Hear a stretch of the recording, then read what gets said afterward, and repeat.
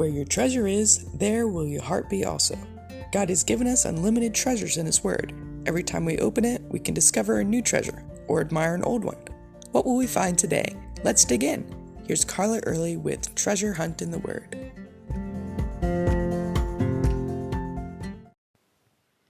Yesterday we talked about contrast in the Christmas story. I'm sure you can think of many. The one I want to talk about today is holy and dirty. When God made the world, it was pristine, perfect in every way. But when sin entered the world, the hearts of the two first people became dirty. They became fearful to enter the presence of God, and for good reason. God is holy, perfect, pure, righteous. Sin cannot be in His presence.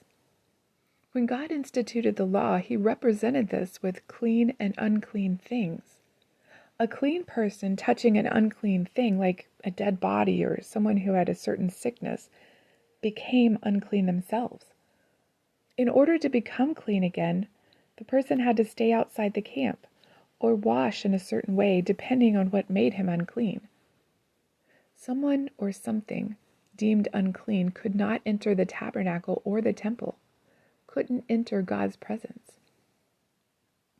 But then Jesus comes into a world of impurity, of sin, guilt, spiritual death. In fact, He's born in a pretty dirty place, a stable. And if you've ever been in a barn with real live animals, you'll understand what I mean.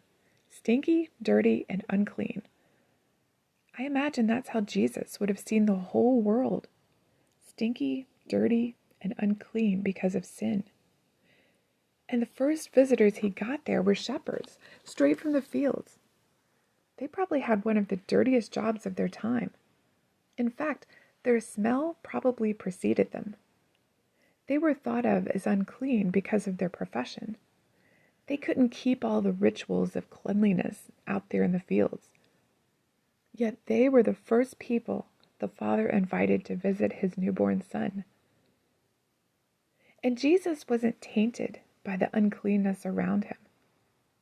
He encountered unclean, sinful people all His life, yet He never became unclean Himself. He never sinned.